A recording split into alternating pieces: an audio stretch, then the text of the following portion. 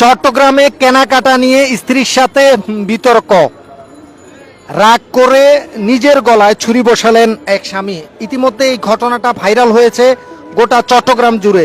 চট্টগ্রামের new market মোড়ে এই ঘটনাটা ঘটে। প্রিয় দর্শক, এই মুহূর্তে রয়েছে চট্টগ্রামের নিউ মার্কেট এলাকা। আমার ঠিক সামনে দেখতে পাচ্ছেন বিপণী বিতান, অর্থাৎ এটি প্রাচীন একটা মার্কেট। এখানেই গতকাল রাত 12:30টার দিকে, অর্থাৎ সেটি আজ দিবাগত রাতই হবে। আর দিবাগত রাত একজন স্ত্রীর সাথে একজন স্বামী কিন্তু আসলে কেনাকাটা নিয়ে রাগ করে, অর্থাৎ স্ত্রী একজোড়া দামি জুতা কিনতে চায় স্বামীর কাছ থেকে। স্বামী সেটি কিনে দিতে ব্যর্থ হওয়ায় পরবর্তীতে তাদের মধ্যে, অর্থাৎ স্বামী স্ত্রীর মধ্যে কিন্তু আসলে কথা কাটাকাটির ঘটনা ঘটে। পরবর্তীতে কিন্তু মার্কেট থেকে বেরিয়ে যখন এই মোড়ে আসে, ঠিক আমি যে মোড়ে দাঁড়িয়ে রয়েছি এই মোড়ে যখন আসে, তখন কিন্তু এখানে আনারস কাটার, অর্থাৎ আনারস বিক্রি করার একটি দোকান ছিল। সেই আনারস বিক্রির দোকান থেকে স্বামী একটি ছুরি নিয়ে নিজের গলায় কিন্তু আসলে ছুরি চালায়। পরবর্তীতে তাকে উদ্ধার করে, গুরুতর আহত অবস্থায় উদ্ধার করে চট্টগ্রাম মেডিকেল কলেজ হাসপাতালে পাঠায়।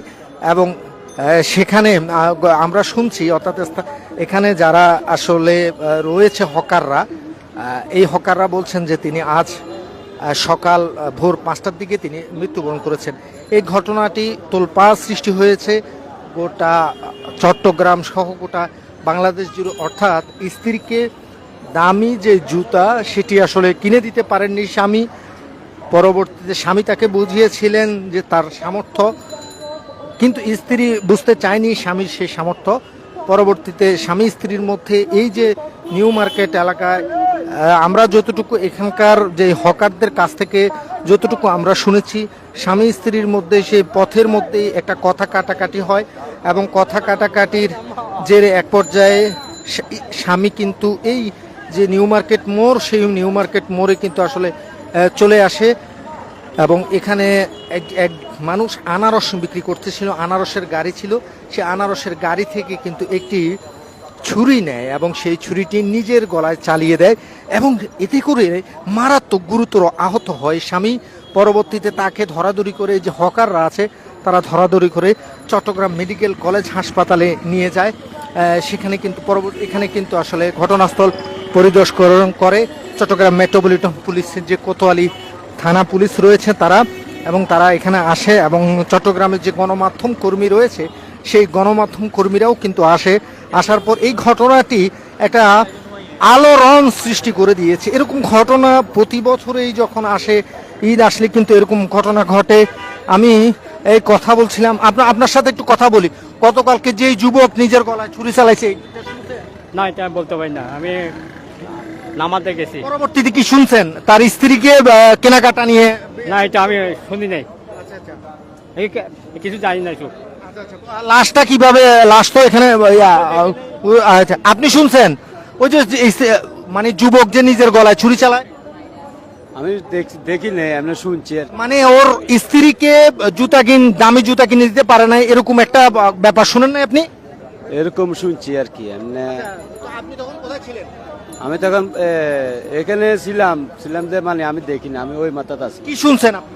আমি শুনছি এর স্ত্রী না কি কইছে 30,000 টাকার মার্কেট করে দিবেন না, এই জন্য মার্কেট করে দিতে পারে নাই। স্বামী নাকি বলছিল যে আমার কাছে এখন এত সামর্থ্য নয়, পরে তোমাকে কিনে দেব। হ্যাঁ এরকম কিছু বলছে। চুরি করতে নিচে জানি না তো।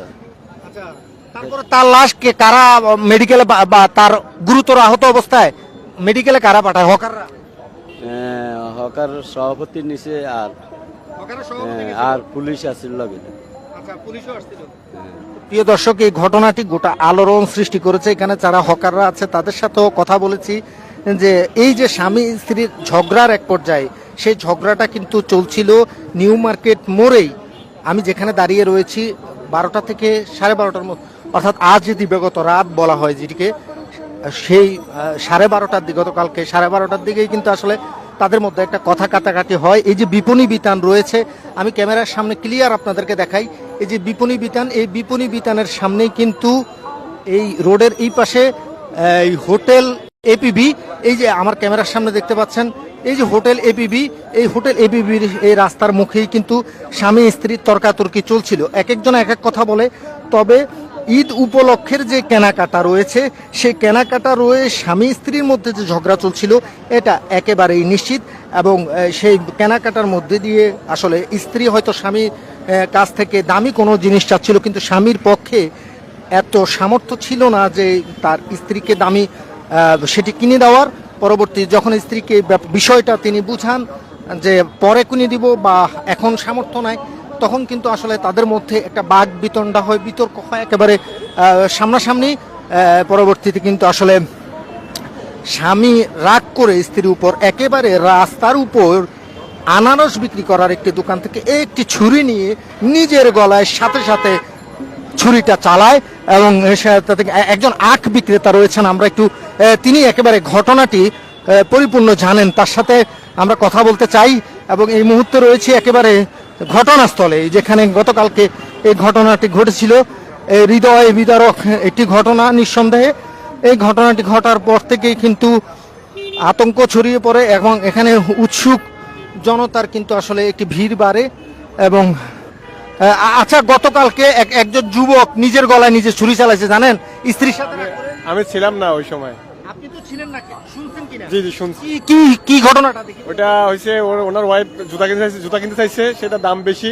উনি বলছে যে এত দাম দিয়ে কেনা সম্ভব না আমার পক্ষে, কিন্তু সে মানতে রাজি নয়। সেই জন্য উনি গলায় ছুরি মেরে দিছে, নিজের গলায় ছুরি মেরে দিছে। এরকম তো অনেক ঘটনা আসলে গোপনেই থেকে যায়, আমরা জানি না। এই যে ঈদ কেনাকাটা নিয়ে স্বামী স্ত্রীর মধ্যে এরকম ঘটনাটা তো স্বাভাবিক। জি জি, এটা অনেক ফ্যামিলিতে এটা হয়ে থাকে আসলে। নীরবতার মধ্যে অনেক সহ্য করে দেয় আর কি। আচ্ছা, এরকম ঘটনা কিভাবে সামাল দেওয়া উচিত একজন স্বামীর পক্ষে? আসলে এটা বলা ডিফিকাল্ট।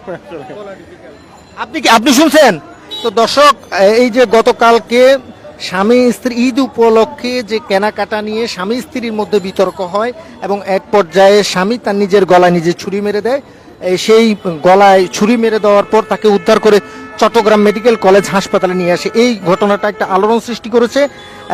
আমি কথা বলেছিলাম এখানে অধিকাংশ হকারদের সাথেই, অধিকাংশ হকাররাই কিন্তু বলেছে এরকমই ঘটনা ঘটেছে।